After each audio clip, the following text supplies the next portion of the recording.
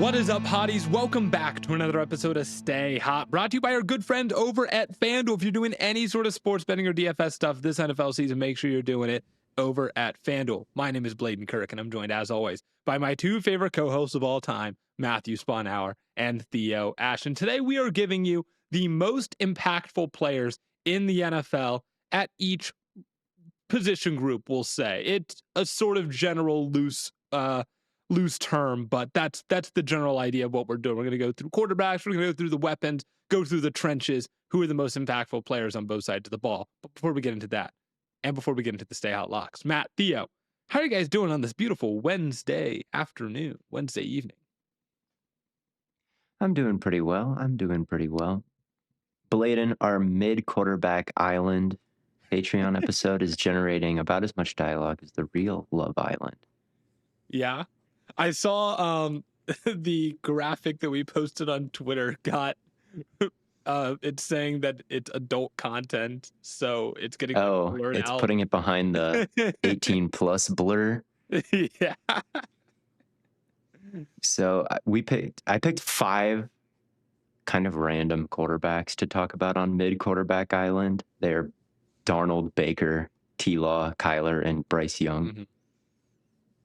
Anything about that sounding off to you, Matt? Yeah, Does anything? Bryce is Bryce like too bad to be on mid-quarterback island. He should be shipped off. Yeah, he's just not as compared to a guy like Baker who threw 4,500 yards relatively efficiently and 40 touchdowns. I don't necessarily disagree entirely. I understand where you were coming from, but I think putting him in that tier is pretty high end for a guy who has not had a good start at all to the season and has played more over the course of his career, more terrible football than decent, right? Yeah. I think that's had the issue that a lot of people have with it. I had kind of the first crack at removing someone, and I won't. What would you think of somebody who didn't have Bryce last among that list, I guess is my question.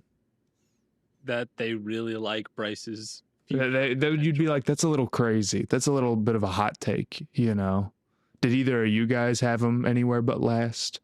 Are either of you guys crazy? I mean, we can't spoil the episode, but fair enough. We did have Bryce last. Bryce definitely may have been a sneak in there, but I kind of wanted. There's a range of mid, there's high end, mid and low end mid. So I don't know. I just thought I'd throw Bryce in there for some variety.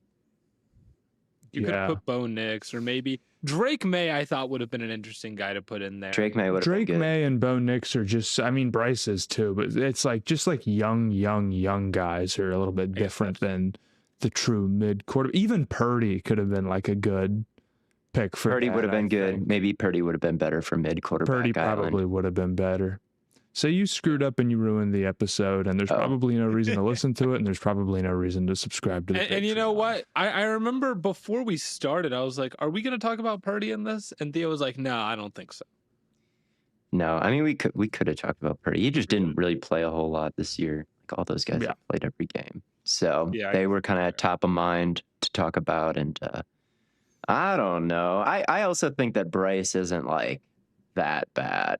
Honestly, I get that he's off to a bad start this season, but he's throwing to the receiver depth outside of McMillan is really rough. I just can't stand the conversation, the discourse around it on Twitter anymore. I've had enough of Bryce discussion.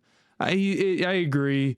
He's not so horribly awful or anything. I think he's probably a top 32 quarterback or whatever, but he's not going to overcome a ton for you. And for a guy who's picked first overall, that's rough. And the arguments about him now are less that he's a total franchise guy, even from the Panthers fans, and more just well, if we switch again, it'll be Darnold or Baker or whatever.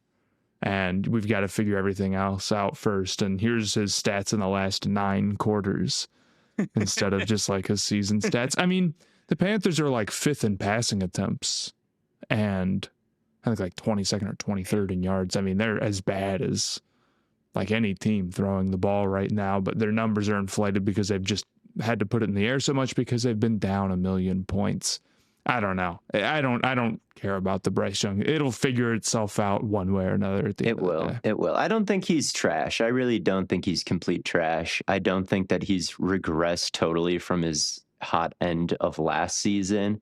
I just think, like, they traded Thielen away and Coker got hurt. You know what I mean? Yeah, absolutely. And Coker's going to come back and things are going to get better. And Jimmy Horn's going to be, it's going to be really good right away. But I need Bryson Tremaine to keep getting targets though for my fantasy. Okay, I'll make the call. I just think that like the thing with like he's probably the most physically limited quarterback in the entire NFL. And because of that, and because the Panthers are in a great situation, like the learning curve was crazy for him. And he's clearly recovered to some level. Like his ability to deal with pressure is a little bit better, and like his anticipation and his accuracy, like he's got some good stuff. But yeah, he's made some pressure throws over the middle this year that are he really hasn't taken nice. that many sacks this year. That's his big thing. Yeah. But at the same time, there's a lot of plays that he just can't make. And I think sometimes when people watch Bryce, they never are like, well, if he was really like this type of dude, if he was a type of guy you would draft at number 1 overall, you kind of would expect him to make a play here, even when things aren't perfect. And he just can't always do that. So I don't care. I don't care what the Panthers do anymore. I don't disagree that he's the most physically limiting quarterback in the NFL. It might be Your boy Dylan Gabriel. That's what I was about to say. It's Dylan Gabriel. Yeah, Gabriel is more physically limited than Bryce Young. Gabriel's got to unleash the dragon for for intermediate throws. Shout out to him. God bless him. Starting for the Browns, can't imagine. It's insane. Much worse. What do you think about Shador pantomiming his QB3 answer? Look, I got off work and that's all I've been seeing, like people talking about that video, but I haven't actually seen the video yet. Wait, what all right, is this That's what he does. For those listening, Theo is pretending to talk but not actually, which is what Shador did to the questions. Wait, he didn't act. Oh, I just saw like the video, but like without And you sound. didn't click on it? No. Then it just looks like, it seems like a very normal video if you don't click on it. Probably hear did the audio, see the video which and is just nothing. assumed something was broken because he's talking but no words are coming out. He's So you're talking probably and like, no oh, I words must are not coming be. out. Yeah, I just assumed he was answering questions and people just didn't like what he was saying. No, he didn't say anything at all. He pretended to answer by miming it out. And they were just asking like, they were just like, what do you think about not being the starter or whatever? You don't even want to start for the Browns, bro. You're good.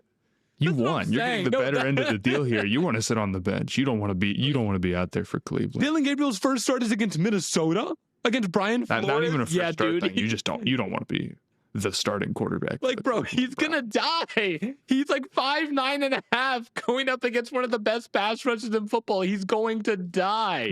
Minnesota is a particularly brutal first start. Do you know who the Browns tackles are right now? Yeah, I just watched them. It's KT Leviston and it's Cornelius Lucas. Yeah, Cornelius Lucas. Yes. KT Leviston gonna lock up. Don't you worry, Bladonk. Because Conklin and DeJuan Jones are both hurt. Shocker, man. Yeah, dude, they stink. They're horrible. Anyway, let's talk about what do you think of Shador though? Like, do we kill him? Think of him? Like, what do we do? What do you mean? What do we do? He's never What do we do to him? dude? What fate does he deserve? This is. I just don't care. I just don't care anymore. I don't give a shit. I'm tapped out on Shador. I thought he was. No, that's what the podcast is going to be from here on out. Who's the most valuable quarterback? I don't care. It doesn't matter. It's a game.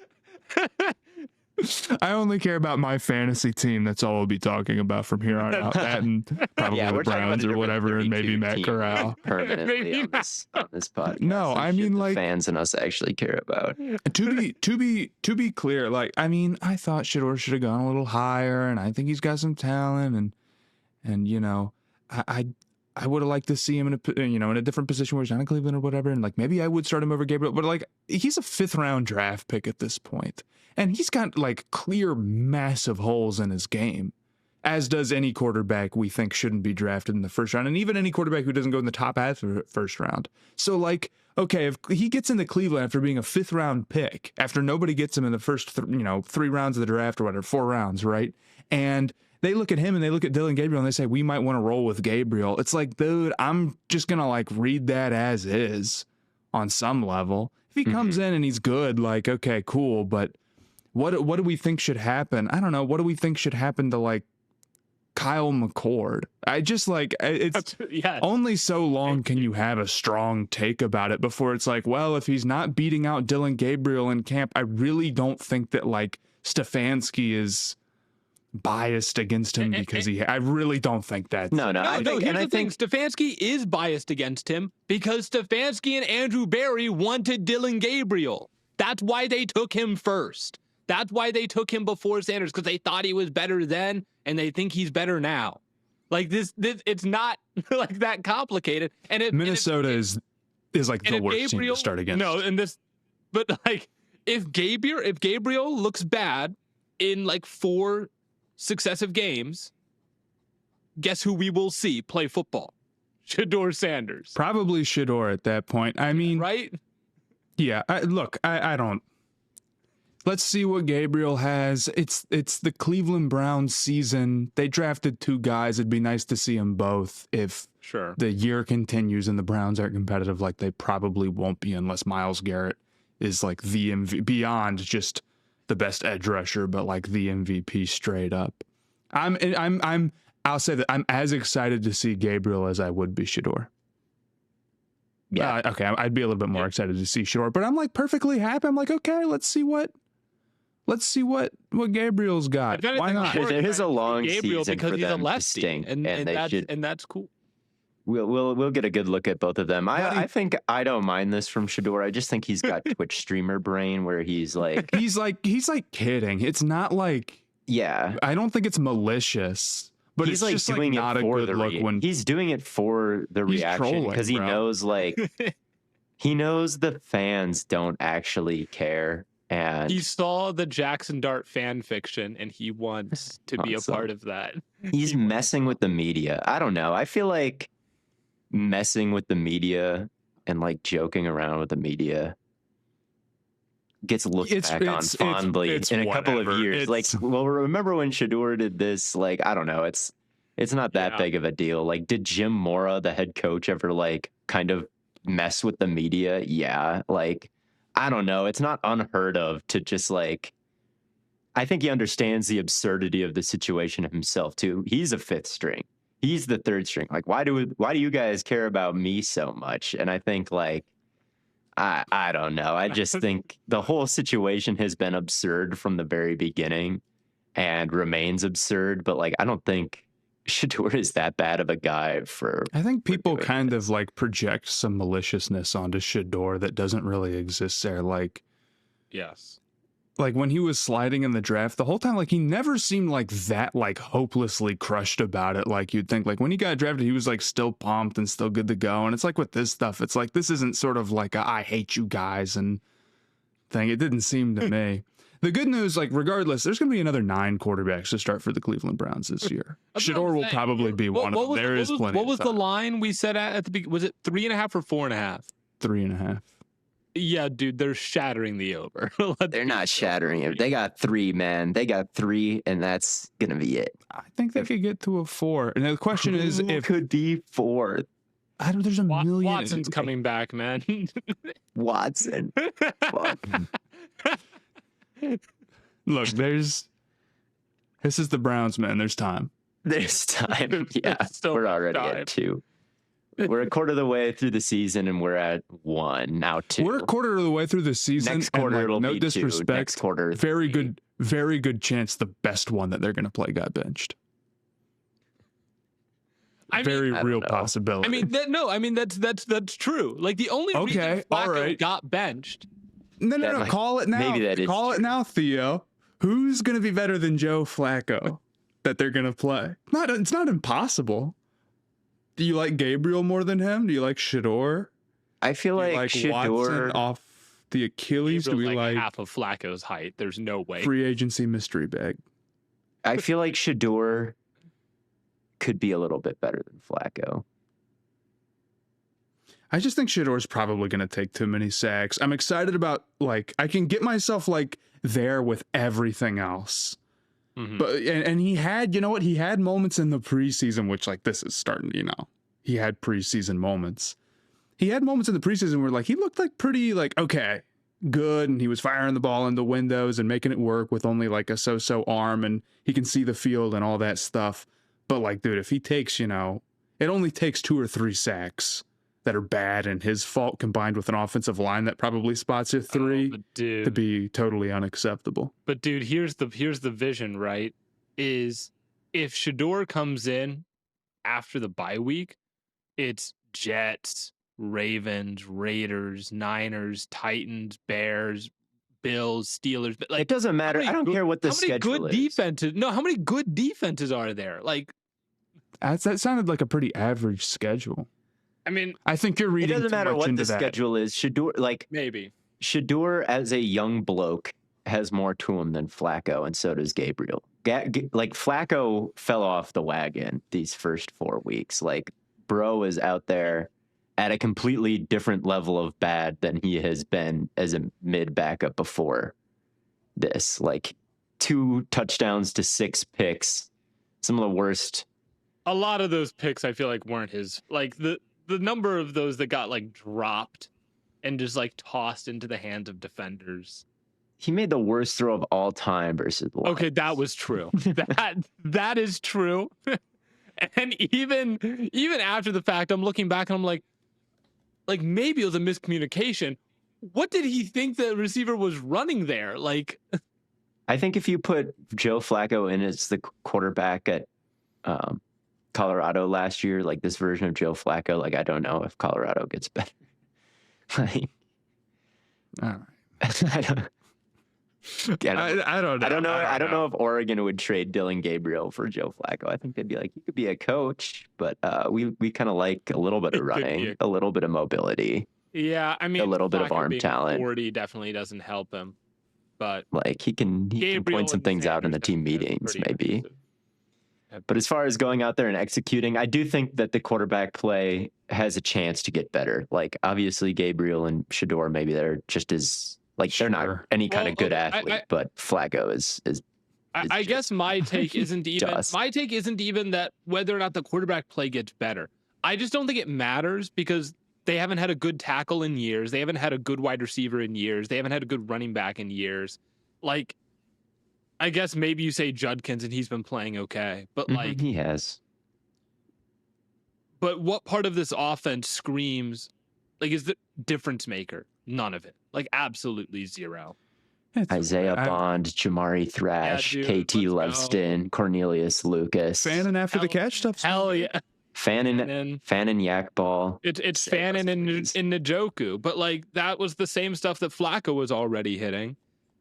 Like, I don't know, Flacco was able to find plays on big downs. He was able to find plays in sort of like clutch time scenarios, and receivers just wouldn't come through. The offensive line would completely fold. You don't have to convince anybody that the Browns aren't going to be good this year. Like that's not even. I'm just saying. I just don't think it matters who they have at quarterback. I think they could have Mahomes and Lamar out there, and I think they would still be. Let Denzel Ward try. Denzel Ward at quarterback. Let him try. What do you mean? Let him try. What are we talking? He knows coverages. He's athletic. Read option game. Might as well put Garrett out there too while you're at it. He needs to stay fresh. Anyway, let's talk about some of the best players. Let's stop talking about some of the worst players in the league. They all play for one team. Let's talk about who the most impactful players in the NFL are. And let's start at quarterback. Who do we think the most impactful quarterback has been this? So what are the groups that we're going through? So we're talking about offensive engines, and we're talking about power grid players that really elevate every other unit on the team. And we're trying to identify these guys at quarterback.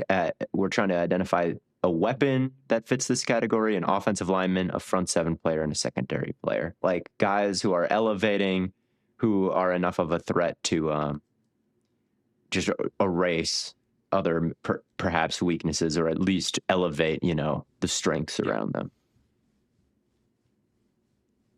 This year, 2025 only.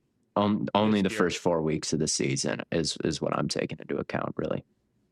I think the quarterback's pretty easy. Who are you thinking?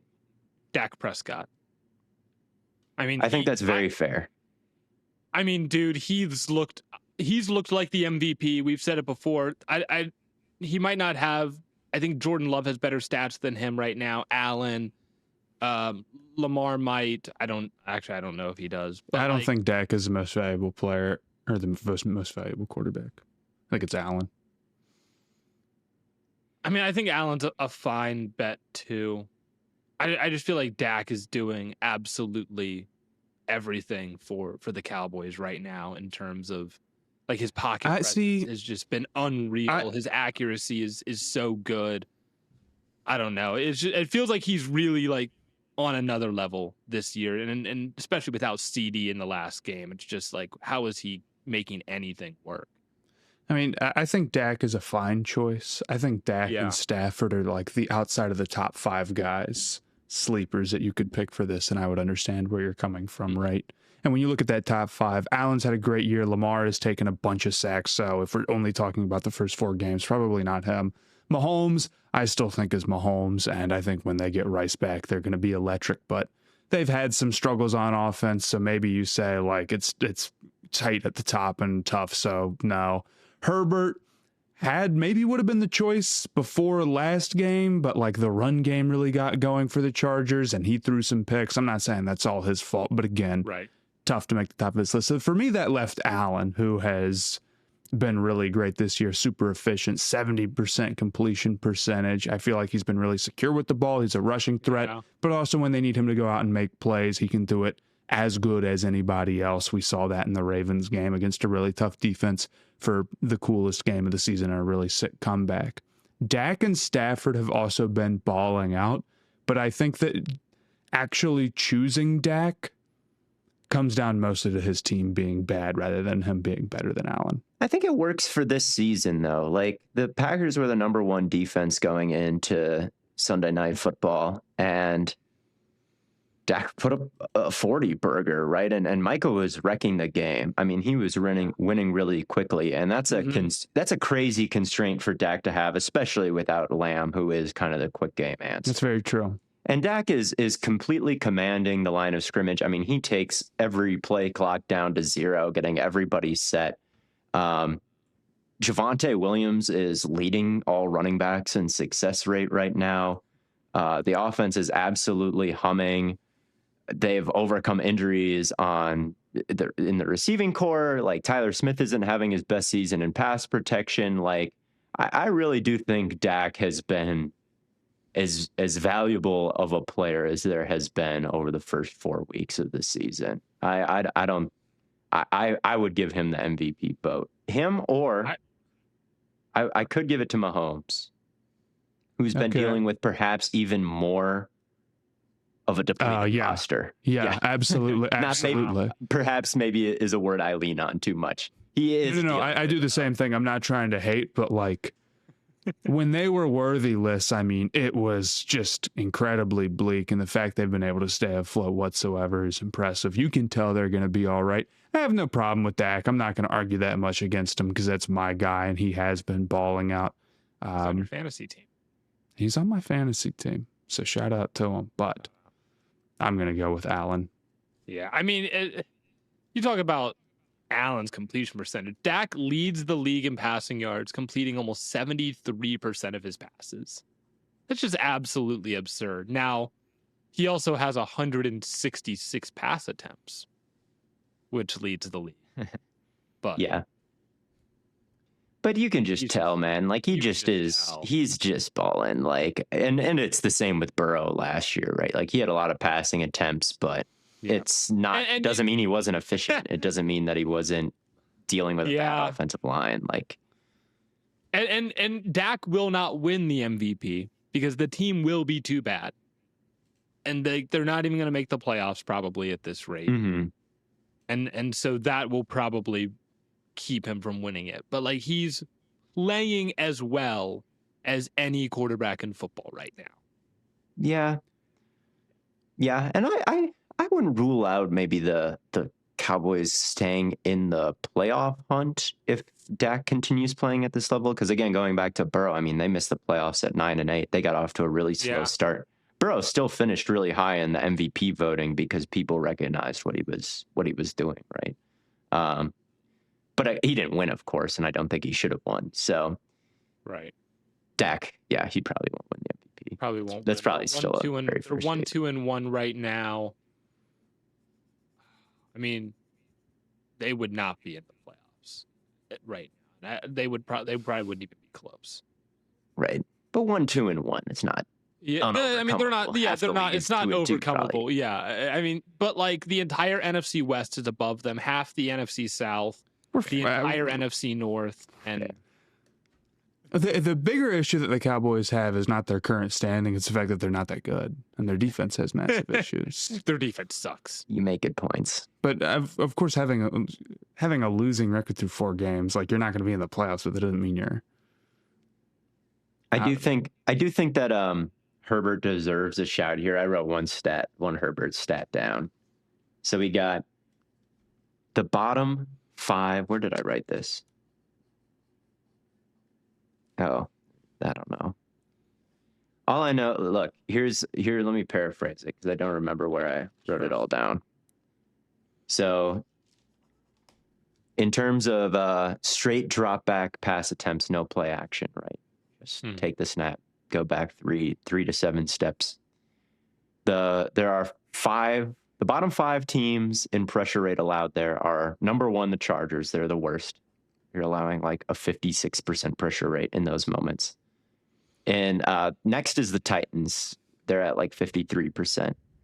Then it's Cincy, and then the Ravens, and then there's one other team. Anyway, those are your kind of main pressure rate teams there. Cincy, the Titans, the Ravens. Oh, the Jets is the other one, and the Chargers. Justin Herbert is a 6% sack rate, despite the highest pressure rate in those moments. Everybody else is double digits, I think. I think Lamar is at 15%. Cam Ward is at 17%. The Bengals duo is at like 12, and Justin Fields is at 12, and Justin Herbert is at 6. So like his ability to avoid sacks this season, despite all the pressure, I mean, he's the most pressured quarterback in the league this year, and losing that Giants games and the 2 picks that he threw in those Giants games were because of, defensive line getting their hands up and a stunt not being picked up and a rub route gone wrong. Like, I still think Herbert very much is, like, again, I don't know if he'll win it. I don't think he's going to have the stats to win it at the end because he's dealing with so much pressure. But, like, he truly is an MVP level engine. Okay, I don't disagree with any of the points being made, but very specifically, you guys are not picking Allen because the Bills are good. You guys are doing the reverse now. That's the only reason why Allen is. Oh, yes. I truly, Allen, like, do not get it twisted. You are very valid for picking Allen, and we could talk a lot more about him and the season he's having. Like, he is an MVP level guy. But like, in fact, some would say he was the MVP last year. Some would say he is the MVP. The Bills are the number 1 offense in the league. That would plummet if it wasn't for Allen. Allen is just like, so I don't know. He runs everybody over. He's crazy accurate. He never takes sacks. He's also the maestro at the line. Like right. I think there's still a level, like everybody knows that Allen's a true tier 1 quarterback. I don't think there's like any question outside of just like total psychos that are rare, right? Who don't think that. But I still think there's some level of like, he's a little bit crazy, a little bit out of control, maybe a little bit like Brett Favre. And I really just don't think he is at all at this point in his career. I think that was once true. And I think he still can go make these crazy plays that people can look at and say like, well, it worked then. You know, it's like, okay, that was a big moment. And not even as a negative, but it's like those will sometimes go to, but like he's really methodical and consistent right now. Again, the 70% completion percentage was crazy. I mean, I've always, not to bring up my guy, but like I always remember Cam at one point in his career was starting to get into that mode before he got hurt, where he started to rein it in a little bit more, and the offense was designed that way. I feel like the Bills' offense is like that now, especially with, you know, a power run game that they can lean on so much as well. And that stops Allen's numbers from being super crazy. He's not going to lead the league in pass attempts or anything because, you know, Buffalo likes to run it a little bit more than that. But I think he's been the best in the NFL so far. It's close, of course, and we're only through 4 games. But yeah. Give me he had a 0.8% interception rate, or he has a 0.8 interception rate this year. It was 1.2% last year. Both great numbers. Both great numbers. Great numbers. Last year, his sack rate was 2.8%. 2.8. That's like a decent interception rate to have, and he has that with sacks. He took 3 sacks versus the Saints. Maybe I'll watch the film and see what that was all about after this. But glitches. But him taking 3 sacks feels like a huge deal. Like, that's how good at sack avoidance he is. The league in completion percentage? Drake May, baby. What's his like A dot at right now? Plus he just played the Panthers, so it's pretty low. Plus he just played the Panthers. He's been money, I think, with the ball placement though. Outside of a handful of bad misses, which is sort of weird to discuss with accuracy because I totally get what you're saying, because like it's not just catch or no catch. It's not just within the range of the receiver or no range. Like, placement is incredibly important. So like if you're handing the ball off 90% of the time and missing high and out of bounds or whatever, the other 10%, like, it is what it is. You're still a really accurate quarterback for sure. I agree. And I'm not trying to knock May. Yeah. I think May's ball placement has been unreal, like, for the most part this season. Like, putting it right on the face mask, like, putting it right in the perfect spot away from leverage. Like, just could not walk down the field and hand it to him any better. Like, that is what Drake May has done. But occasionally he'll throw it 10 feet over the guy's head. It's happened, like, maybe 4 or 5 times this year where, like, the ball isn't even close. So, like, I want to get on here and just be like, well, May is the best. He's the most accurate quarterback in the league. Like, with these high-end placement throws, plus he's leading the league in completion percentage. He's the most accurate quarterback in the league. And then you could pull up that 5-game cut, that 5-play cut up from the first 4 games. Yeah, but I think say, no, he's not. No, I think you can say he's the most accurate quarterback in the league. We don't want to give it a little bit more time. You know what? Yeah, let's let the sample size really stack up. And that's all I'm saying. He plays in prime time in Buffalo, doesn't he? We'll see. Let's let the Island game play out. Is that this week? Yeah, I think it's Sunday Night Football is You're right, Buffalo. It is. Yeah, New England. Okay, let's let the Island game play out before. This will be there's no reason to tweet out some pro Drake May tweet before a primetime game against a great opponent. Like, you're asking the football gods to screw you with that one. Clearly. I know. I do think, like, I'm hoping that the national audience sees how accurate he really has been. Depends on how open the Patriots offense is. I mean, I've watched some Patriots a good amount the last couple of weeks, and I've gone back and looked at some of their stuff, and he's had some great throws. Like, obviously the one to Stevenson down the sideline where he stepped up and had a hand on him, and it was just total cash. You're like, all right, that's sick. But it is a lot of, like, easy button stuff. I don't think it necessarily needs to be like that as much as it is, but I think that's what it has been.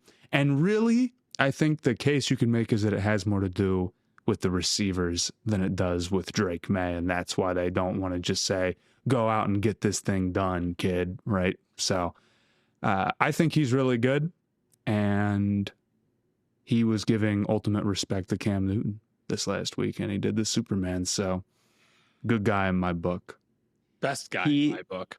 Yeah, I definitely think there is a huge learning curve with this offense that this team is still not 100% comfortable with. I think the rhythm, the timing of it all is still very much a work in progress.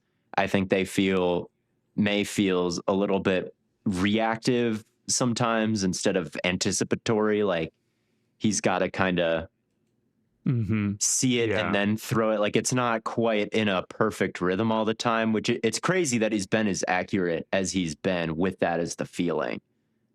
You know what I mean? And I think a lot of these checkdowns, like I'm still impressed with some of these underneath throws because he's like under pressure and like he's not totally sure where the guy is going to settle in the zone. And they still always seem to be on the same page on a lot of these underneath throws. It's not perfect rhythm. It's not perfect timing.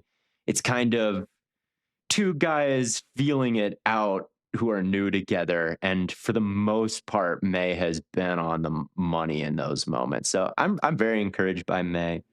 He would win mid quarterback island, Blaiden, if he was one of the contestants, but he wasn't. He wasn't. And if you want to know who did win, you'll just have to go and watch the episode. But yeah, if you want to talk about placement and get into the weapons section that we've got, my pick for most valuable weapon through the first 4 weeks, Puka Nacua. And the thing that stuck out to me with him, I mean, besides the fact that we talked about him a little bit last episode and we said, like, he's kind of just good at everything. Like, he's really great all around. Is that him and Stafford's connection is just ridiculous. The timing, the rhythm that they can play in. I mean, I know that you throw the ball before, a guy makes a break, of course, right? But there's levels to it where Puka's turning around with the ball 3/4 of the way to him or like 7/8 of the way to him and just ready to catch it with perfect placement exactly where it needs to be. And this isn't really a Puka take, and I'll get into him in a second, but it's an epiphany that I had about Stafford. People talk about him throwing to the same guy over and over, and they're like, it's spamming, right? And I don't think anybody truly means it in a negative way. But when you say he's like spamming it to Calvin Johnson, I feel like the mental image there is that like he's just kind of throwing the ball up to his best playmaker a lot, right? Like he'll get a star guy and he'll just be like, I'm just going to throw it to the star guy a million times. And maybe people only are really thinking about that through a fantasy football lens, but I kind of think it's not looked at as a huge positive like it really is. Stafford is the best at getting the ball to his top guy, to the team's best playmaker. He can do it all the time. Because he throws with such good anticipation, he has such good feel, he has such good accuracy, and he's got a great arm that can put the ball anywhere, he's able to efficiently go to a Puka Nacua as much as anybody else would be able to, more than anybody else would be able to. If you told a head coach, like, hey, you're going to have this quarterback, and he's going to be able to get it to your best playmaker 185 times. Throw it to your best playmaker 180. You would say that's a huge positive. And I think for Stafford, it's a huge positive that he's able to do that. Because it's not just like he's throwing it up into oblivion and saying, go get it. Like, I don't know, maybe that's what he was doing with Calvin. We were a little young.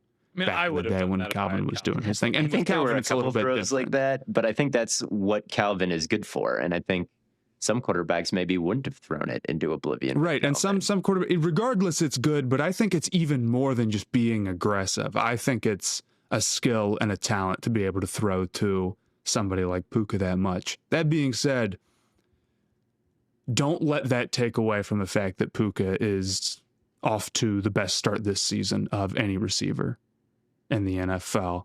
He is incredible. Not just this season, brother. Well, like of any season. He's going crazy, right? I mean, there's probably been a guy out there who's had like a crazy amount of yards through the first 4 weeks. I know his pace is wild if he were to play the entire year, but I bet you there's somebody who's done something like this through 4 games before and just didn't keep pace for the entire year. It doesn't really matter. My pick's still Puka, doesn't. And he's still off to a crazy start. His breaks are incredible. His ability to make like 90-degree turns and one step, and like just the quickness at which he flips his body, and it really seems like a flip rather than going into a break, is incredibly hard to see coming, and it's incredibly hard to guard. It's also true with comebacks or whatever. He's just taking less steps out there than everybody else. His ability to just go where he needs to go, I guess that's a simple way to put it. But it almost reminds me of like NCAA 14, where the players are like all too fluid and all too slidey and all too quick. He's really like that for real. And he uses that ability, to threaten guys deep and eat up space. So he's getting out there, and then they design stuff off of that where they'll motion him out and then have him take a step downfield and then cut back for a screen. And he's got, like 8-9 yards of room right off rip because nobody can play him up that close. And on top of that, we've already talked about how he's great after the catch and he's a super physical receiver, and he does the fighting for positioning and using his hands to maybe commit a little bit of OPI at just the right time. Like, every part of his game is phenomenal, right? And on top of all of that, what we didn't bring up, he's also a great blocker. He's a fantastic blocker for a wide receiver, and they're constantly running to his side with him bunched in, and he's kicking guys out. He's making a difference. So I'm not sure how much more a receiver could possibly do than what he's done to start the season. I think it helps that you have Stafford. I think there's few quarterbacks better to have if you wanted to start off the season with crazy stats than him. But I don't think this is a situation where you got to figure out like which guy is actually totally a fraud and not any good at all, and which guy is actually carrying all the work. It's a really good combo. And I think if I have to pick any weapon, I'm going Puka. Yeah, his career yards per route run right now is at 3. Every time he runs a route, it's got to be over routes. A career, over I don't know how many targets. It's the only time it's happened over a 3-year span. And he's nuts. I mean, he's just unbelievable. And it's crazy because he's been the man since like game 1. He's a 5th round pick, and he had like 100 yards in his first game, and it's like, okay, well, that's it. He's just that type of guy. He was a dog at BYU. Greatest take on the Stay Hot channel is my sleeper. We got the video up. The video of him and him being identified. The other guys in that video, there were 2. One is Chris Rodriguez, who's hanging around. Chris Rodriguez, 60 yards on 7 carries last week. Not a bad player. The other one that I identified in that video is Viliami Fehoko Jr. It's the other sleeper that was featured in that video. Here's what we do. Puka Nacua, you can Chris edit Rodriguez, YouTube videos. You can edit YouTube videos on the editor. Who cares? Cut that one out. Say my top 2. Change the thumbnail. Repost that. Yeah, we'll use AI to fix it, big dog. I picked up Puka Nacua in Dynasty. I picked him up June 20th, 2023, according to Sleeper. Greatest fantasy move of my career. It's hard to get much better than that. It's hard to get much better than that. He's a complete demon. Yeah, I mean, he's going to end up the wide receiver 1 of fantasy this year. Probably. And he was pretty close to that down the stretch when I won the chip last year. Him and Devontae completely carried me down the stretch. Now I just flipped Lamar for Quentin Johnston. Come on. I'm that guy. So Theo, would you also pick Puka here? Oh yeah, 100%. Like no debate. I'm feeling good about my offensive player of the year take. He's the guy I picked. So yeah. Mm-hmm. All right, that's a good take. Where could I give a non-Puka I have a non-Puka guy too, but absolutely Puka is the right choice here. So that's what I was like, look, it feels like Puka's the obvious choice, but I want to give I feel like some other guys do deserve some love here. Jonathan Taylor, dude, has been kicking so much ass in Indianapolis. Like, we can give credit to Daniel Jones for looking better in this offense, but the driving force has been Jonathan Taylor. I mean, his contact balance looks the best it ever has in his career. He's got a 71% success rate receiving the ball. What are we talking about?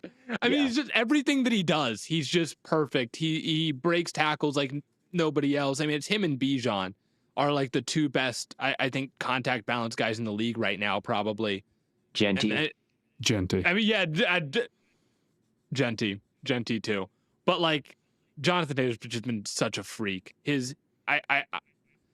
I cannot believe that with the amount of injuries that he's kind of sustained throughout his career, that he is still as explosive as he is and as strong as he is. Because he looks like he hasn't lost us. He looks better than he ever has. It's insane. Yeah, Bijan has 35.9% broken plus missed tackles forced rate, according to Sports Info Solutions. He's first. Ashton Genty is second, 33.8%. Jonathan Taylor is third, 29.9%. And but he's averaging 5.4 yards per carry too on 77 attempts, which is more than what Bijan has. And yeah, he has been absolutely incredible. His touchdown run that got called back sadly by the Mitchell holding. Like there was just a little bit of a crease there, and watching it live on the broadcast, I was just like, oh, there he goes. Like he hasn't crossed the line of scrimmage yet, but you saw the crease just like he did, and it's like, oh, he's gone. There you go. Like, and yeah, he'll stiff arm somebody, spin around the safety. Like what his run versus the Titans too. Oh my, yeah, that run is ridiculous. Ridiculous. Like, how does he have the stamina to like finish that run off? Because he gets to the line of scrimmage and he breaks a tackle, then he gets to the second level, and then he gets to the safety, spins that guy out, and it's like, all right, he's got to be so tired at this point, and then he still and then he outruns the last guy to beat. My favorite Jonathan Taylor move so far, I think, is I don't remember if it was the Titans or the Rams, where he, like, a guy puts a shoulder into his thigh and he hits a spin move, and I'm like, I can't even describe how he does this, but he like uses, it's kind of like what Genty does, where he uses that force, spins off of it, and propels himself to the second level. I'm like, I think he's the best running back in football. I absolutely think he's got a case for that to be made right now. Yeah, for sure right now. He also leads the league in yards after contact per attempt. So he's not breaking quite as many tackles as Bijan and Ashton Genty, but he's got that stamina to house it afterwards. Like the amount of yards he's picking up after breaking a tackle makes it so, even though those guys are breaking more tackles, dude. Yeah, he's going farther after breaking them. He's also only been stuffed on 9.1% of his runs, which is the lowest rate of the top 20 in rushing yards right now. So he's just always finding the crease, like always finding the hole, like the vision, the contact balance, the home run speed. The receiving ability with him isn't like totally crazy or anything, but he's just always breaking the first tackle after catching the check down, and that's why his success rate is so high. Yeah, he's a monster. He is a monster. I got one more weapon that is a offensive engine, I think. It's a bit of a dark horse. I don't think he's the third best weapon in the league or anything like that this year. But Ted McMillan, Matt, I wrote him down as the one-man band. I was going to have some crazy things to say about him the other day, but he only had a handful of catches against Gonzalez. I didn't think he played like a terrible game or anything. And McMillan is obviously an instant star. Yes. Right. And, I think such a big deal was made about his top speed, and it's hard not to, but he's still just so good at eating up space and then getting into his breaks that it doesn't really matter. He's still such a crazy threat. And it's not like his top speed is that bad. So I think McMillan is awesome. I agree. I think he's a true number one wide receiver. He's going to be for the Panthers for a while. He's been nice. I wrote down some stats that I actually do have in front of me. He has 7 explosive plays so far this year. The rest of the Panthers wide receivers have 0. So that's good for Tet. Tet has 98 yak yards this year. That's 56% of the way towards last year's leader. So he's already halfway to being last year's yak leader, a fourth for the Panthers. For the Panthers. Right. Yes, that's a good distinction. So yeah, he's already a yak threat that they were missing. He has 135 yards on like digs, overs, and drags. So like kind of those big crossing routes. He's 79% of the way to the 2024 Panthers leader on those routes. So he's just unlocked a lot with this offense. Not only is he an isolation winner on like stops and comebacks and outs and things like that, but he's also their over the middle threat, their slant, their yak, like absolutely everything. Their explosive play guy, like he's just been all world, I feel like, to begin this season. And any throw in his range, even if it's not a good throw, like he sticks a hand out and like it's a highlight how he almost comes down with it. Like he had a catch on the sideline versus Arizona. That was almost a catch. That was really ridiculous. I think one against Jacksonville on a post that he couldn't quite bring in, but it was still just like, holy cow. It shouldn't have even been that close, but he just stuck a big paw out there and grabbed it. He has veteran level savvy, man. Like it really is like he's been playing this game at the NFL level for 10 years with all the head fakes and the leaning and the physicality. And he's just super crafty. And yeah, he didn't do too much against Gonzalez, but Gonzalez is an engine player for the secondary, right? Like he's as valuable as any corner. So that you can kind of understand from Tet being out there with Renfro and whoever else, these guys. I mean, you have to remember Gonzo clamped the fuck out of prime Tyreek Hill, as a rookie. So we didn't even talk about that. Tyreek is done. I saw that they were saying like maybe for like he's out for 2026. I mean, that's like it. Yeah, I didn't realize how bad it was, but like his like whole. I mean, I realized how bad it was. I won't lie to you. It looked okay. Brutal. I didn't watch it live. That's what. Yeah, I didn't realize it either until I saw the replay. And they said bro looked like a swastika. Oh no! I mean, it was a nasty one, man. And you know the thing is that like Tyreek really was like still pretty much Tyreek at the start of this season. I think like I was just like, that's just him, man. It didn't seem like he'd really lost his step because he had such a rough 2024. But yeah, I think the Dolphins that's the one you can't come back from. You can overcome a lot of issues if you have these great receivers and if Tua's playing a little bit better, but you can't overcome losing Tyreek. So they're in a tough spot. Do you guys want to get into the offensive line, though? The weapon for that? Yeah. Theo, Matt and I have kind of given ours first here at the top. You give us your offensive lineman here. I am going with a Bill. I'm going with Deion Dawkins. I think that I had a feeling you were going to go Dawkins. I think you got to go with the Bills. I just think they're the number one offense in the league. They're the number one rushing DVOA team in the league. James Cook is second behind Taylor in yards per game, and obviously Allen is protected extremely well. And this is like, they don't always pass protect straight up. Like they're run heavy. They like their three tight ends on the field. But even when it's, a passing mode like they were at at the end of the Ravens game, like no one was giving up any pressure. And I get that that's the Ravens and that's their whole problem. But I just think it's so scary that you've got this guy, and both of their tackles are great and so many of their linemen are great. But Dawkins is a guy who just throws weird moves at you. Like he's in these weird splits. His hand fighting is like really high end. Like he's just playing these mind games. He doesn't quite do what you expect him to do. He's got this really thick but compact frame. He's built like a marble that's really hard to push around. He moves crazy well. Like he's a weird player. He's a unique player. He's very different than I feel like every other tackle that I watch. He can pass protect. He can run block. Like it's hard to pick one guy on the Bills offensive line because I feel like they got a couple elite guys, but Dawkins I think could win the award. He started with Protector of the Year here. I think it's entirely possible. I went with Sewell. That Ravens game was just too dominant, too tough, too spectacular. There is, a little knock on him. The Parsons week 1 stuff. He does only have 3 pressures let up on the season, so maybe it's not as bad as it seems or whatnot.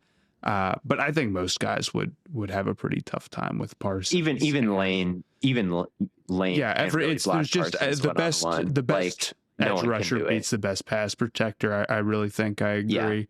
Yeah. And when I think about like the engines, which is how you put it when we went to go watch this thing, I just don't think a pass protector is an engine in the same way that a guy can be in the run game. Like the run game is what can really make you the engine as an offensive lineman. And Sewell is just completely dominant there. Whether or not they're putting him, in motion and moving him to one side of the line, or whether or not he's getting out in space into the second level, or if he just turns somebody outside, like he's as good as anybody. Yeah. Yeah, I would agree. Sewell would probably be my pick. I'll give another shout out though.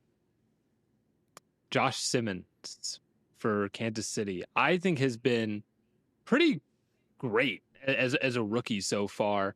I know in the Eagles game, he had 36 pass protection snaps and didn't allow a single pressure. That was according to PFF. And I know so far he's given up 10 pressures on the year, which, you don't love that. But I feel like overall, he's been more positive than negative. And I think they'll end up being pretty happy with that pick in the long run. I think he's been really solid. So, yeah, I certainly think that he could be / has been an engine for Kansas City in the sense that like Mahomes doesn't have to deal with just instant pressure off of his blind side anymore, which he's been dealing with for like years. Now. No, that's not a joke. It's been bad. So. Yeah, I think that he has solidified that spot. I don't think he's Sewell level or Dawkins. No, he's not Sewell or Dawkins level, but I feel like he deserves a shout out for the job that he's done. I mean, they took him 32nd overall in the draft, and he's looking like, I think, one of the best rookies in the class so far, at least offensively. Yeah. Shout out. How about a defensive player? Do you want to start with front seven or secondary? Front seven. Myles Garrett.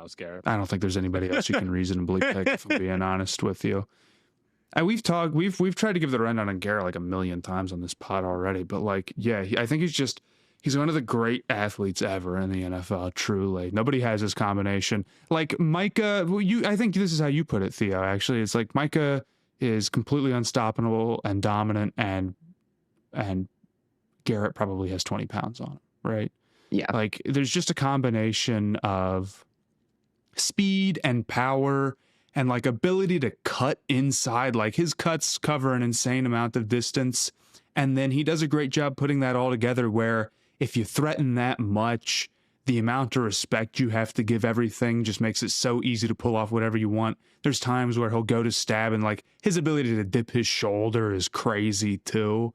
So like, if you did just straight up power and speed testing, he ranks highly, but then also just like the fluidity and the naturalness and the bend, like he's also got all that other stuff that maybe doesn't show up as much on like the combine results or whatever. And his get off is crazy and teams just don't like to run towards him. But even if they don't, I mean, there was a play against the Packers where like they sent Kraft over to try to kick him out, and it was basically a one-on-one, right? And Kraft has just no hope of pulling it off, and Garrett just gets right by him and dips under him and goes and helps blow up the play.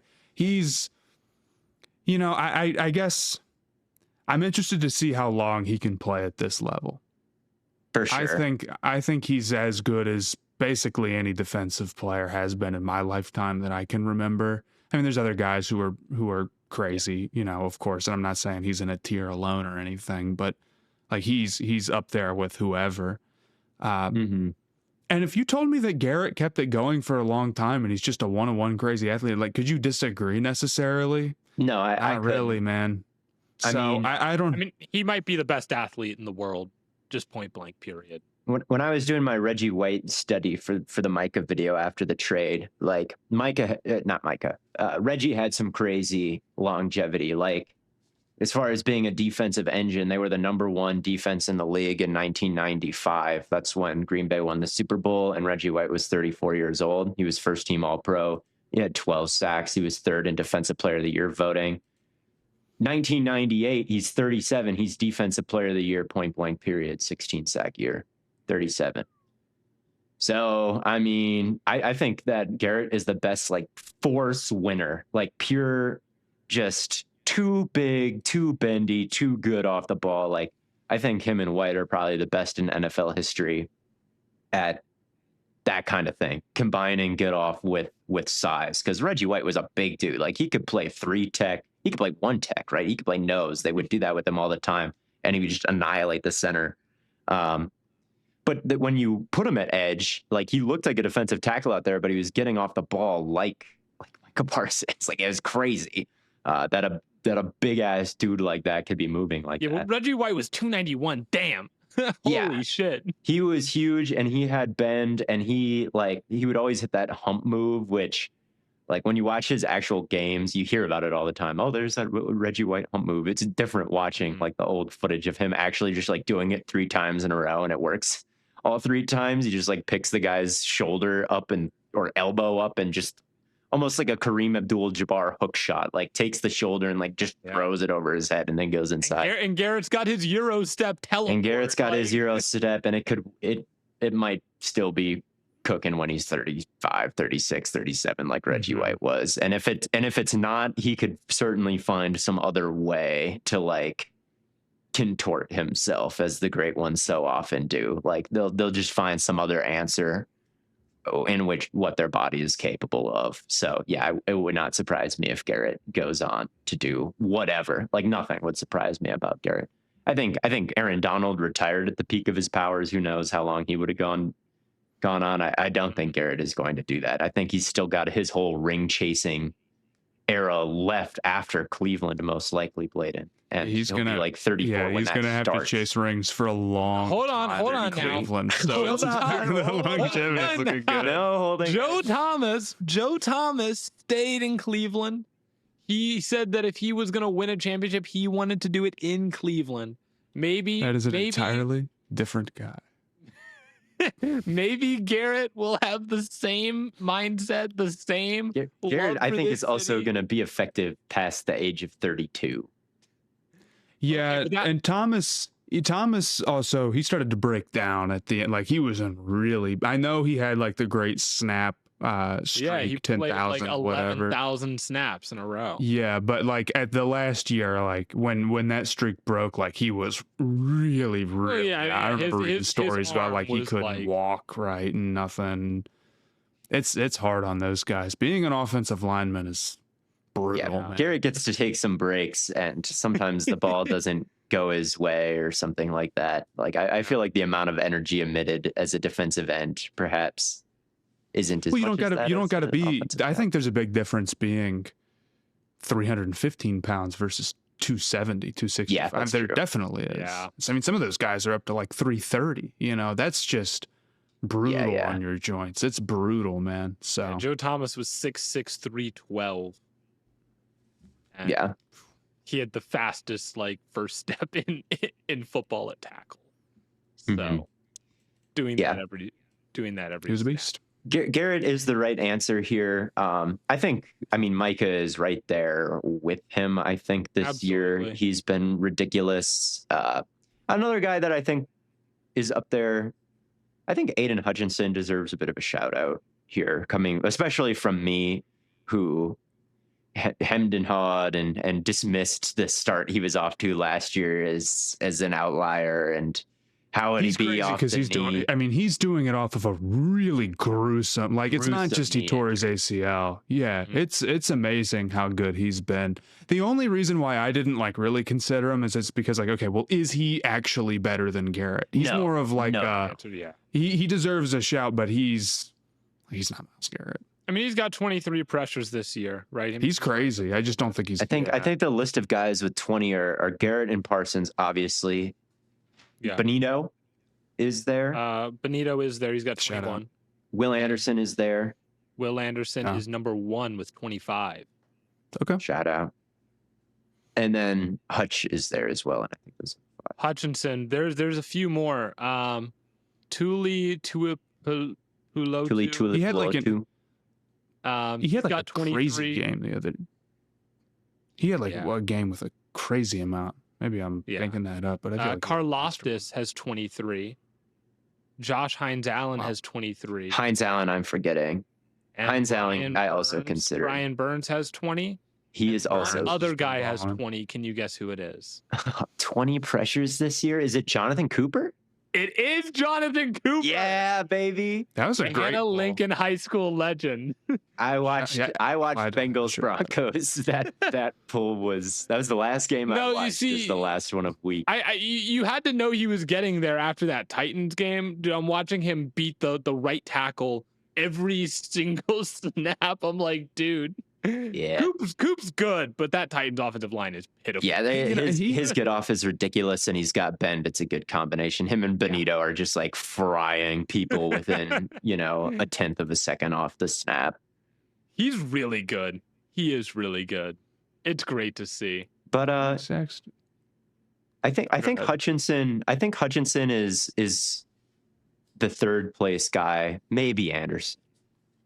I think Hutchinson, even off of this injury, is still playing like a tier 1 guy right now. And who's to say at some point that like we'll see where he is a year removed from it? I mean, last year he had 40 pressures through 4 games. So I'm not ruling anything out for Hutchinson. I thought Garrett was an easy choice, and maybe I'm a little biased because like the Browns have like nothing else as well, which really helps. Where it's like, okay, this team would lose every game by 1,000,000 without Garrett. Granted, I think there's other good players on that Browns defensive line. No disrespect. And they've made some good draft selections. So we've talked about this. The Browns are second in defensive DVOA right now. So they're all the way back. And the Seahawks are first, by the way. But yeah, the Browns are second.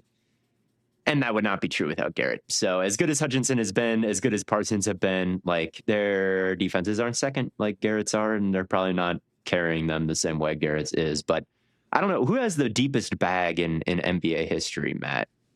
Who has the deepest bag in NBA history? Like just like Kyrie, maybe? Like the skill. Kyrie, like Allen Iverson. Those are the two guys Hutchinson right now. Like that's how I feel watching Hutchinson is like just the variety of ways he gets it done, and like the spins and the counters and the bull rushes and then around the arc and just whatever he has to do, any type of way he has to do it, no matter what chip gets thrown his way, Michael Jordan, followed by the tackle. It's just like one move after the other, one battle after another that he wins. And it's just wild to see the variety. And there's just no set. There's no matchup. There's really nothing that feels like it would work against him because he's got such a deep bag. Like whatever you throw at him, maybe he's not the force winner of Garrett and Parsons, who can just like bull rush you no matter who you are. But it does feel like Hutchinson is just as dangerous because it's like, no matter who you are as a tackle, you're good at something and you want to do what you're good at. And he can find some way to counter it. And it doesn't have to be by pure force. It can be, he'll jump over you, man. Like I've seen him hurdle guys this year. Like he'll do whatever it takes. So I think he's been ridiculous. And the offense for the defense that is for the Lions has been quite good over the course of this year. I think they're top 10 in EPA. Where do they rank in DVOA? I don't know, but probably they're not missing Aaron Glenn too much. I am interested to hear who you guys had for the secondary, because I think that the secondary in general, not as a rule, but in general, I feel like there's less like one guy who decides everything. Yeah. One guy. Yeah, I tried to argue that one guy could, and then it's been tough. It's been a really tough year for me, man. You saw it with Surtain last year, and he's still a great choice. But for me, it's Quinion Mitchell this year. Okay. And Mitchell has been fantastic. Yeah, Mitchell's been fantastic. It's Quinion Mitchell this year because I feel like there's just a clear impact on the scheme that he's having. where they don't have the pass rush talent that they did last year, I think. And they don't have the corner talent they did last year either. So they've drastically changed the way that they've played defense. I mean, the blitz rate for Fangio this year is 33%. So one every 3 plays they're blitzing. It was at 15.8 in the playoffs last year. So they've doubled what got them to the Super Bowl. They're also the second highest rate of man coverage in the league. And yeah, it's not just quarters anymore, right? They're not trying to put a roof on everything. And maybe that's Mitchell what I was missed. already great last year. And he was already great last year. And this year he's following the top guy around, because if you're playing all that man, you don't want Adoree Jackson on Devontae Adams. You don't want Adoree Jackson on Emeka Egbuka if he's the top guy. So it's Mitchell, and he's done a fantastic job. I mean, he locked up Egbuka in the Tampa game. Egbuka still had that big catch, but that was one of the zone reps. So right. Yeah, I think he has a very clear way that he is leveraging his skill set in a way that funnels to the rest of the defense. And that's what makes him an engine player to me. And maybe I was too harsh on the Philly defense, giving up the big plays against the Bucs, because they are playing defense in a very different way. All the man that they're playing, it is a little bit more conducive to giving up big plays, but maybe it's also more conducive to stopping the run. And eventually they'll get back to really elite defensive levels, because clearly they still have engine type, power grid type of players at all 3 levels. Because you could consider Gutter for this, you could consider Bond for this, you could still consider Quinn. Obviously, I'm considering Quinion Mitchell. I'm giving him the damn thing. Yeah. I'm really liking engine and power grid as like potential semantic sports debate types. Look at my notes. I got power grid. He actually drew a power grid. Their power grids going to all the guys. But yeah, are they a power grid? Is he more of just a outlet? He's an outlet. Is he just a socket? This guy's just a socket. You can hear it. Not the. You know who I had written down? Who? Cooper DeJean. There you go. I think DeJean is a fantastic player. I don't think he's like. I just had a tough one with this, where it's like, has there been one guy who's been so dominant or whatever? But I just feel like DeJean, his combination of like feel in zone, where he's always coming off of stuff at the right time, and he's got great instincts and can make a play, while also for a team that still plays, like all the too high in the world, needs somebody to be the guy who's coming downhill a lot of the time. Like, he's a great tackler on top of that. And I think that helps make up for playing a lot, safety super deep or whatever. So I think that he's part of what makes everything still work pretty well in Philadelphia, in spite of a pass rush that isn't quite where you want it to be. Yeah.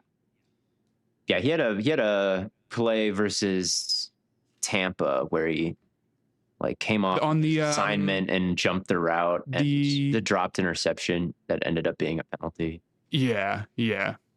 So that was an insane play where he came off of his assignment to go make a play on another route, and it's just like, man, things are happening so fast. I don't know how you do that. And this is what I think about Philadelphia's defense. I won't even necessarily argue that like they're perfect or whatever, but they just have too many great players. DeJean and Mitchell and Bond and Carter, like all of those guys are some of the very, very, very best at their position. And I think overall they're going to be just fine. Yeah, I think so. But until they climb back into the top 5 of the DVOA and are in the EPA ratings, I'm going to hit you with if they're so good, why don't they hit good? Why don't they get on base? So they could very well just be there in a week or two. But it's like glitches. But for now, they're not. Blaiden? Come on. Do you even have to ask? You know who I'm still going with.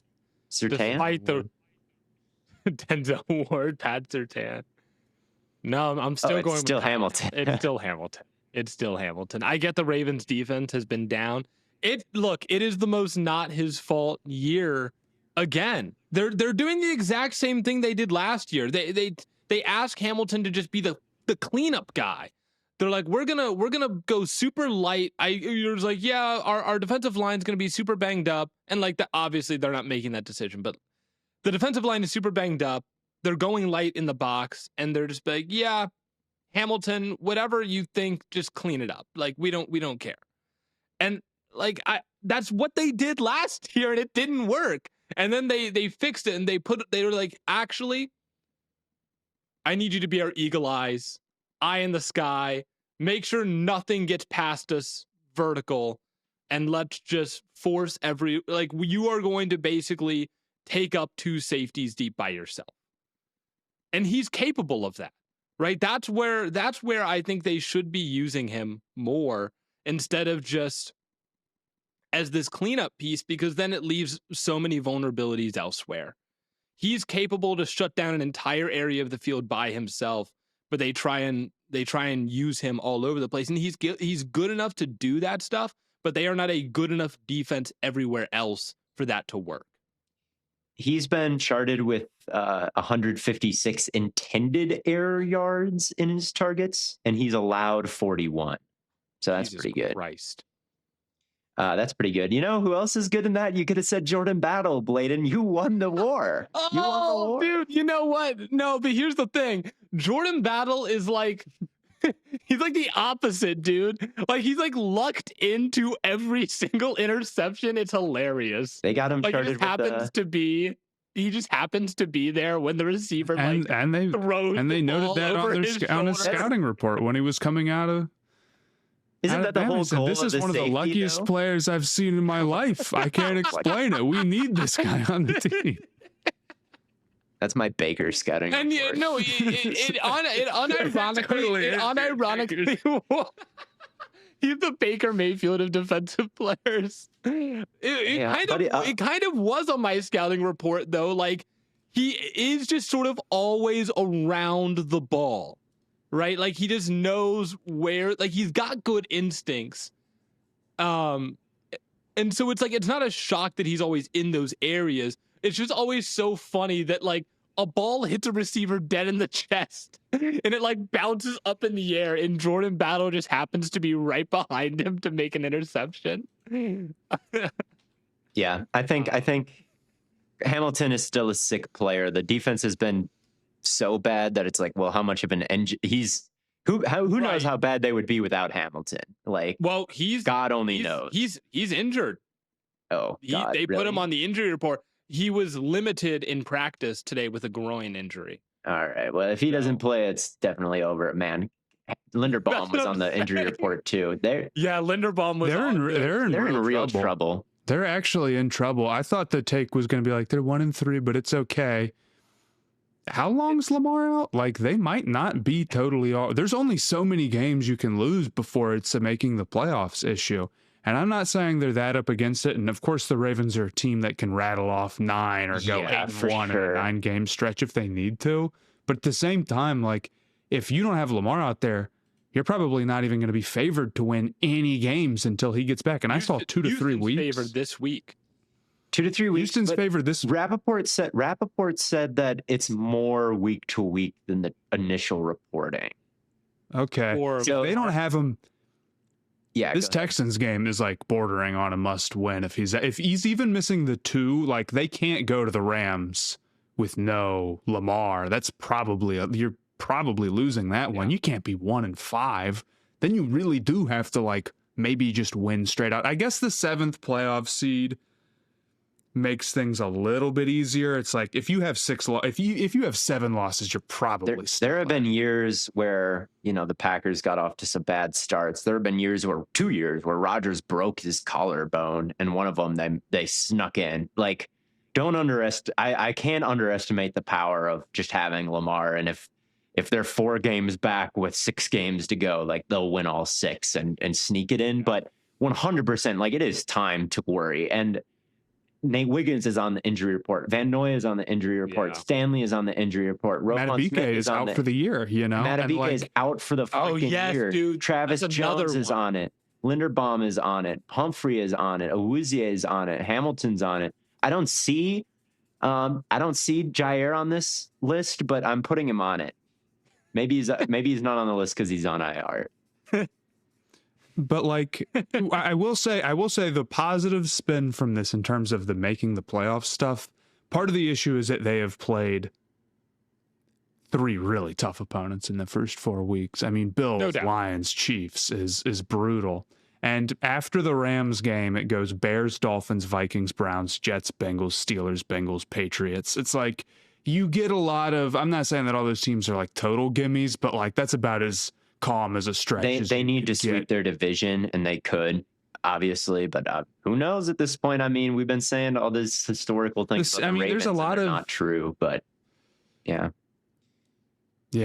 If they, that's what I'm like. Houston's favored this week after Hamilton goes on the injury report's all I'm saying. It wasn't like that 2 hours ago. Yeah, but I think you're right, Matt, that like you can't ever really count them out. And this game versus Houston could be a cakewalk compared to those other teams. Like Houston sucks, right? Like Houston is not that good as far as I'm this defensive line might suck for this might be we might be looking at Houston's offensive line after this and be like, they might, maybe did they get their shit together? It could it could be vintage probably Stroud if it's not complete decimation in the trenches, which why would it be complete decimation if Matabike is out? No one else has really shown a whole lot. Right. I think they probably, there's a real chance they could be 1-5, and I'd actually still feel okay about them with this schedule. If Lamar is healthy, if you told me Lamar is good to go for the Bears game and they're 1-5 and it was all on the line, are you picking them to make the playoffs still or no? 1-5. If they're 1-5, they lose to the Texans, they lose to the Rams. We'll assume both games, no Lamar. So it's not like they had Lamar and they lost. Okay. Do you think they get to what would probably need to happen? 10-7. Definitely. Okay. I think I'm going to look at it in 4 game chunks. Bears, Dolphins, Vikings, Browns. I think they can get 3 of those games. Jets, Bengals, Steelers, Bengals. I think they could get all 4 of those. So that's 7. And then it ends with Patriots, Packers, Steelers. Let's say they get 2 of those. I think that's, so you'd get them to 10. Oh, that's 10 with a game to spare. Jeez. That's because on after the Rams game, and I mean no disrespect to any of the teams that we just listed, they play the Packers, who are great, and they play the Vikings, who I think are good, but have bizarro quarterback issues, of course, where we don't know what McCarthy looks like, and it's Wentz outside of that, but their defense is awesome. And then it's like the Bears have had some moments, but I still mostly view them as like a work in progress. Their defense would really struggle to stop the run game. The Steelers are like, Steelers are always feisty, but like they're kind of, but like the way the defense has performed, I'm not really picking them. I raise my eyebrow at them, but if they split with the Ravens, it would shock you. And then it's a lot of teams that are like very much like, the Bengals suck. The Bengals suck. Who knows if Burrow will even be coming but here, back hold on. But the Browns sometimes play the Ravens tough. Sometimes I have a hard. They lost by what, 24? Yeah, they've already made it past the Browns once, pretty easily. But that was in Baltimore. This one's gonna be in Cleveland. That's the game you got to watch out for. Is the one on the lake? It's huge, man. Brown's home environment's worth a cool 20 There's one more corner. It's gonna be cold. Baltimore is cold. not in September. Yeah, they play outdoors in the northern city. It's colder in Cleveland, man. It's colder in Cleveland. All right. There's one more secondary player that I think you could consider a real engine this year, and that's Derwin. Oh, that's a really good pick. That's a good because pick. he's been chilling as the overhang, and then they just use him for whatever the game plan calls for. Mm-hmm. Like, all right, we need to blitz him for the run this time around. All right, we need him in the flat. Like, okay, that might be the right pick. They put him wherever he needs to be, and I think he's had a very just the way they tweak the game plan every single week to accentuate him and every single week he makes a huge impact. Yeah. He's definitely been a power grid secondary player, and had some really sublime performances. So I'd be remiss if I didn't mention. Is he he's an engine, but is he a V4? is he a V8? I think the number one that's a good one. The number one type of engine you can be is the nuclear power plant reactor. I could see a pyramid of get this to Nick Wright. I could see him doing one of his pyramids. You have the nuclear, and then you have the 8, the 6, the 4, and then Or you could be like a Bugatti like V10, bottom. V12, man. Something crazy too. Or you're like the little Lego engine. That's like the ones they do on TikTok. Yeah. Do we want to do the locks? Oh yeah. Let's do the locks, and let's start by recapping what a great week we all had this week in the locks. No. We all missed. I had a terrible week. Theo did not hit. Did I get a single one right? I picked 3. Theo I got locked 2 wrong. Theo locked the Packers, the Chargers, and the Commanders. Fuck. I did not know Jaden was out, y'all. Yeah, but that's why you don't lock them, because there's the chance that he was going to be out. Very fair, but yeah. My logic there was like, no one is going to challenge me with Falcons. And I feel like if a team is bad enough that no one would think to challenge, they're probably good enough to lock against, or bad enough to lock against. But obviously that strategy is getting canned. I think there is 2 sides of this. You have to lock against teams that are really bad, but you also want to lock teams that are really good. And if you're just locking against teams that are bad with thank you. With no consideration, clearly I need to know really this. Though. I'm being sarcastic, but clearly I need the advice. It's because that was an abysmal performance. Matt locked the Bills and the Texans, and then I locked the Broncos and the Texans lock ended up being sharp after they were 0-3. It did.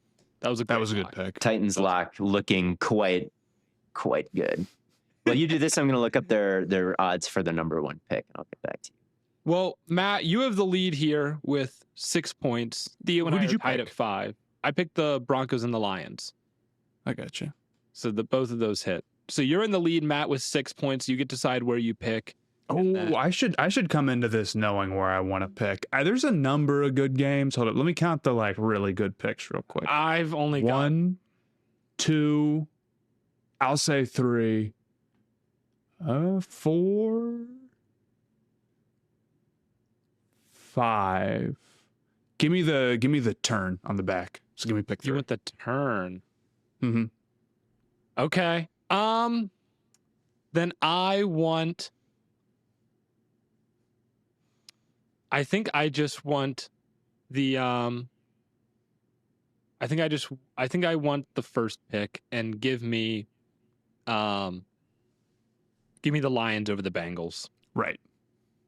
That would be I was looking. No, I was like, where is it? I know it's here. Yeah, give me the Lions over the Bengals. That's the easy. I'm just taking my free wins here. Your free wins. Yeah. I guess I will go next, and I will take the old. I can't go Ravens over the Texans, even though that's where my eyes immediately went to for reasons we just discussed. Oh no, you can. You should do it, Theo. I should do it. Yeah. No balls. No. You won't. I'll go with the Bills over the Patriots. May is kind of scary though. May is a little bit scary. Gonzalez is back. Don't pick it then, man. Dude, don't pick that. Pick Cooper Rush and the Baltimore Ravens. No. I guess I'll pick the Bills. It's just a bit scary to me though. The Patriots. We'll go with it. Fuck it, whatever. You know, I didn't mention it at the beginning of this segment, but the locks are brought to you by our good friends over at FanDuel.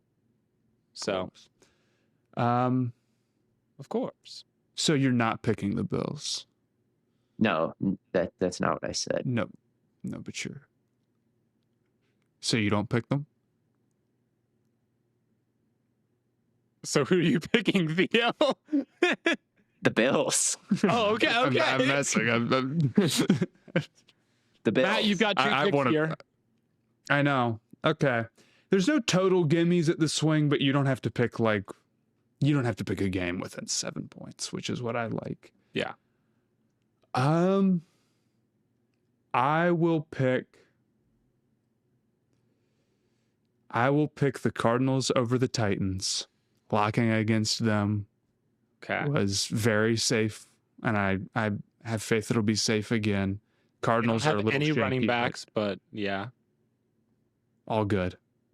The Cardinals are perfect. The Cardinals are perfectly mid. Like on every analytic you look at, they're right there in the middle, and that's better than where the Texans were at. That's above where the Texans were at, and the Texans blew the door. The Texans dog walked them. Yeah. The Titans have a 37.3% chance at the number 1 overall. The Texans have better guys on defense. Like the Texans stars on defense are better. Yeah.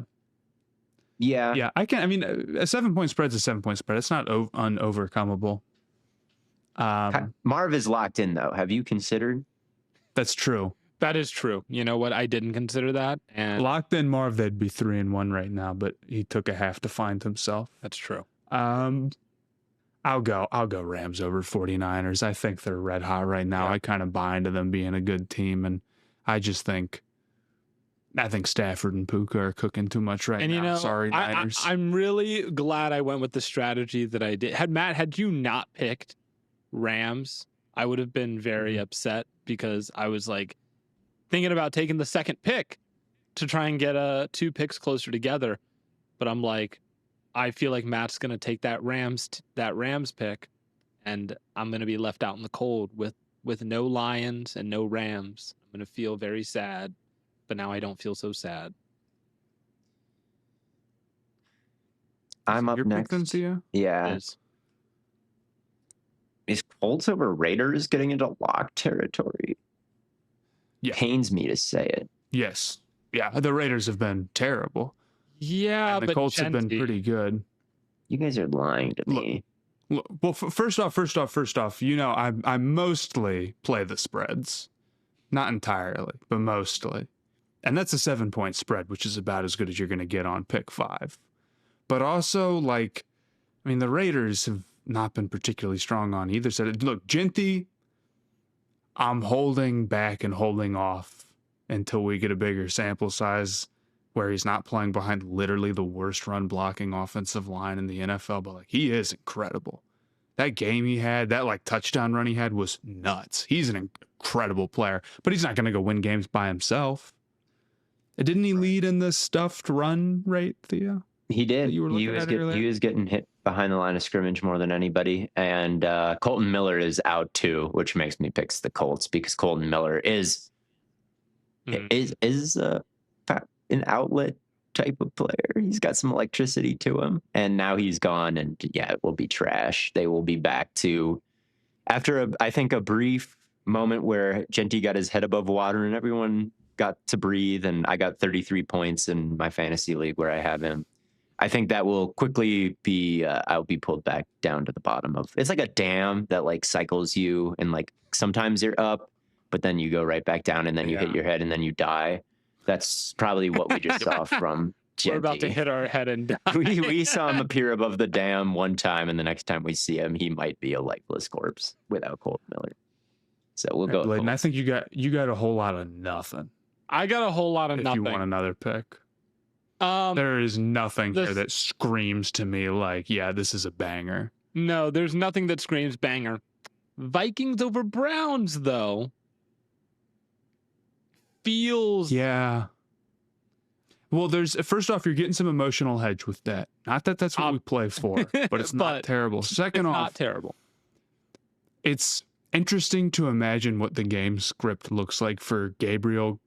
Again, I think start players when you want to start them. Don't worry that much about the defense, but going up against the Vikings defense and how confusing and tough they are to read. I mean, we saw what happened to Browning. That's what I'm thinking about. Where it's Browning got a good number of starts, and he went out there against that Vikings defense with good receivers, and it was brutal. That's going to be tough for Gabriel. So that one might be the pick. But Cleveland's got such a great defense. Can they win? A 9-7 game or whatever? It's not impossible. Yeah. That's true. If I think the Browns defense is better And I think both of these offenses stink. It's cool. You like Carson Wentz v. Myles Garrett. You're taking the team with Wentz. It's that simple. I'm taking the team with Wentz. It's either that. I'm also kind of eyeballing Dallas here. Yeah, that the Jets are getting to be about. They're getting to be. They're getting to be, and I mean, I agree. Again, they just put 40 up on Green Bay, and like maybe they won't do that again because you can't expect like Pickens and you need a certain game to happen to put up 40 points. Teams just a lot of the time don't need to put up 40. Right, well, that's the other aspect of this. Again, Fields ain't Jordan Love. I have little faith in the week-to-week Dallas defense. I'm not saying that they're gonna give up a bunch. It's just if you told me they let off like a couple of big-time runs and the game ends up higher scoring, then yeah. But I feel like the bigger problem with Dallas's defense has been they give up so many big plays down the field. I'm letting it fly to Garrett Wilson. And you know what? That would be very fair. Oh man, I'm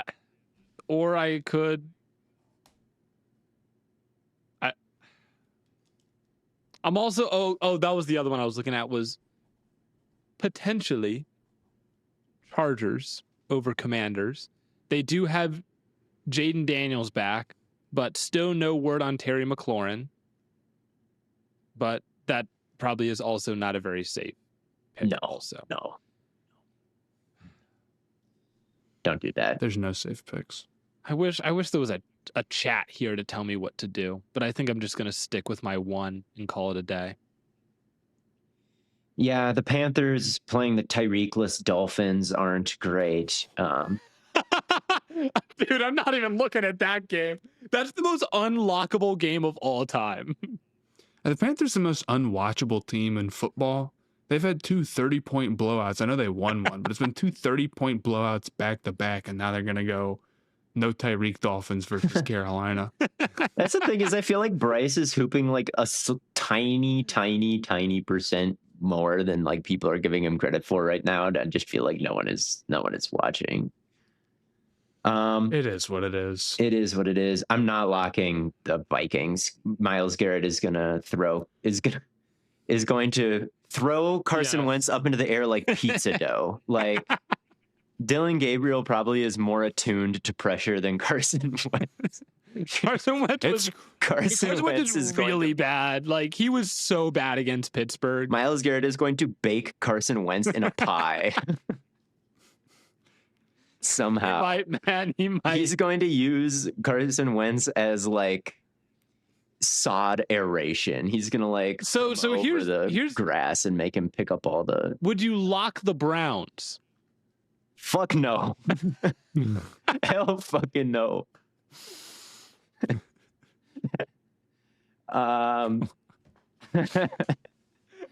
Absolutely not.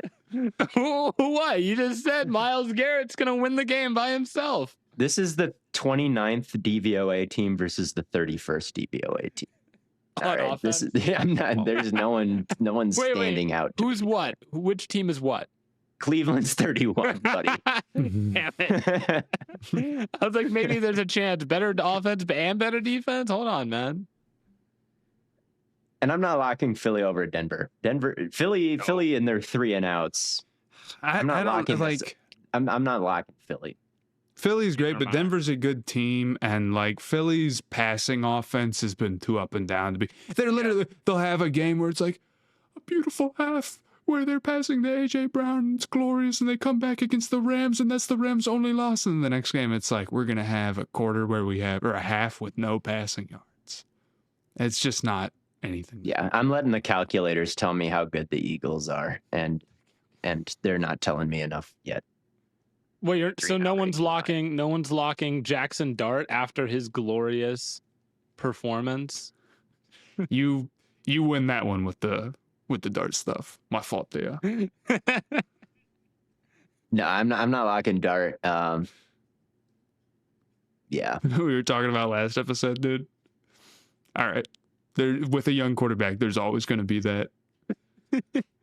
a little bit too much that it's a new era and like life is going to be great from here on out after one win where they like literally struggle for most of it. Yeah.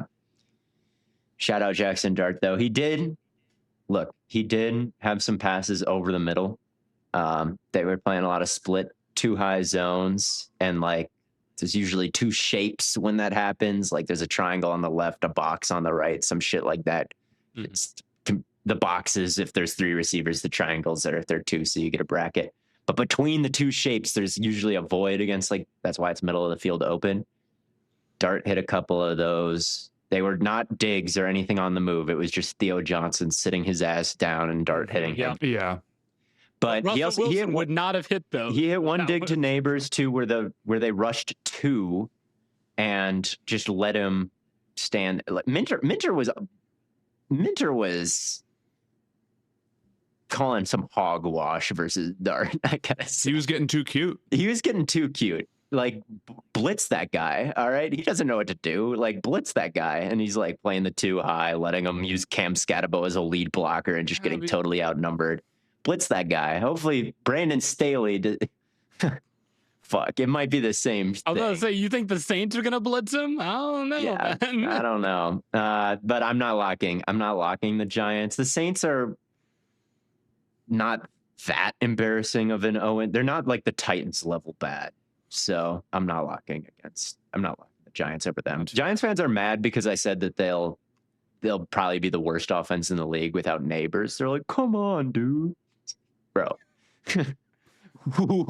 Sorry. I'm sorry. Yeah, like, what do you want? It's just, look, I mean, there's a couple of offenses in the NFL right now that are about as bad can be, right? So it is what it is. It's really just the Titans. The Titans are that bad. No one else is even in their stratosphere. It's just worth thinking about. If Dart does not have some good games going forward, if you're a Giants fan, are you going to want to turn around and be like, well, dude, come on. The offense around them is just unworkable with no Neighbors. Yes. Like that's right. Like you can already see that happening. Right. Like what is the answer if they blitz you and play tight press coverage? Like who is winning? Is Dart winning? Is Wandale winning? I think, dude, a Dart's going to run 12 times a game. He's going to run 25 times a game. And that's all anybody's going to key in on now because of Neighbors is there. Like that's why you wouldn't key in on Dart, right? You're just like, okay, if I play too high, no matter where Neighbors motions, no matter where they line up, we can always get the +1 to his side and give him a bracket. With no Neighbors, like all you're doing is like, oh, we can have 4 spies on Dart. Like what? All the schematic advantage, like the reason they won that game is the schematic advantage of Neighbors on the opening drive, pretty much. Like, or on the first few drives of the game when Neighbors was down there. Like, that's the reason why they were able to win was just Neighbors gravity ball. And now that's gone. And I'm like, yeah, Dart will probably like not have a lot of answers to the press man from what I saw. He's just a rookie, dude. All right. Sorry. He's just a boy. He's just a fucking kid. He's a kid. Which he is a kid. So I was trying to come up with a tweet for this, and you know what was really bothering me? What? We spent a lot of the offseason debating whether or not quarterbacks are allowed to have excuses or whether or not you have to take like the results at face value. And like, I'm not trying to say that I have anything against like Eagles fans or whatever, but like it was a lot of Jalen Hurts stuff leading the charge on that, right? And like literally immediately, never mind, actually, the offensive coordinator is ruining the pass game. Like literally instantly, like game number 1. It is, never mind.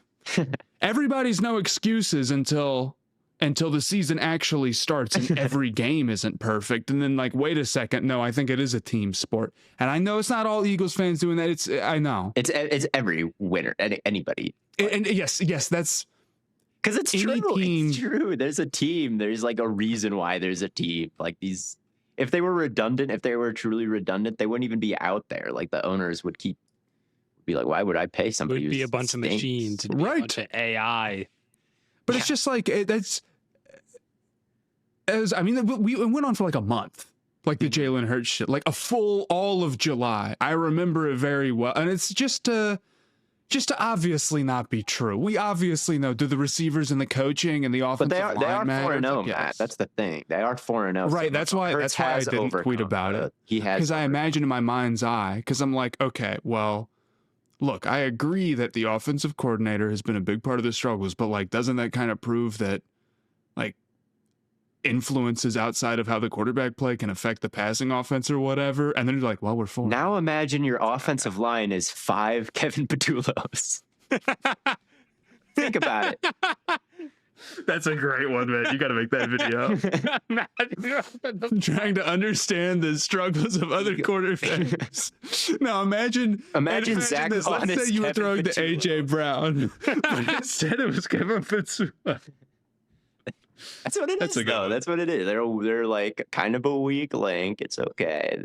They're out of nowhere. Kevin Patullo, like your third internal hire. Look how 1 weak link can crush the offense. Now, some offenses truly are almost entirely weak links. Yes. Yeah. I know this all too well, man. Yes, there's NFL offenses that have like 2 good guys and then 9 guys who aren't good at all. Yeah, and sometimes one of the good guys is a quarterback, but Herbert has bad. 5 Kevin Patullos protecting him.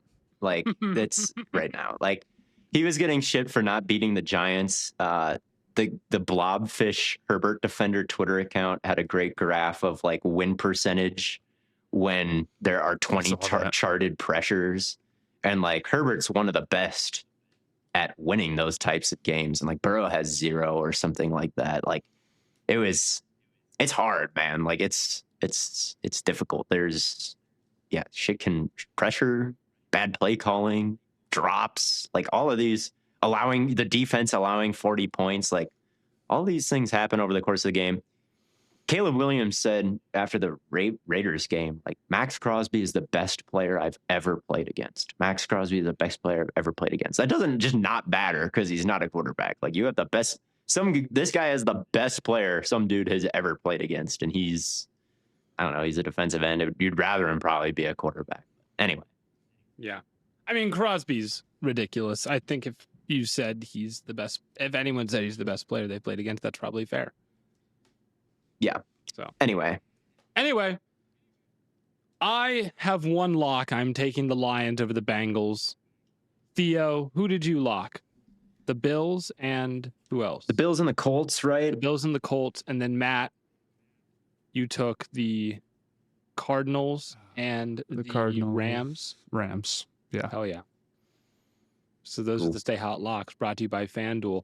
As always, I'm not going to make a lot of money this week, but I'll at least not lose. And I really do think that is the secret to the Stay Hot locks of all things, is just stringing together lots of successful weeks, more so than trying to get as or getting really lucky on one big week. That's true. If you get like 11 locks in 1 week, it could save your season. Or you could just get 11 weeks in a row. But if you got one pick right every single week, you would get 18 points, which would be pretty damn good. It probably wouldn't win it for you, but you throw a couple of 2s in there, and you've probably got yourself a winning season. So, but thank you all so much for tuning in to another episode of Stay Hot. Make sure you check out the Patreon. We've got some good stuff there as well. Theo and I just dropped Mid QB Island, which we promised. We give away $200 million. We give away $200 million to some lucky quarterback. And we actually cut them a check. Yep, we paid them. We paid them with all of the money that we've made from podcasting. So make sure you go watch it so that we can pay someone else all that money. But until next time, as always, from your favorite fellas here talking ball, we'll catch you on the flippity flop.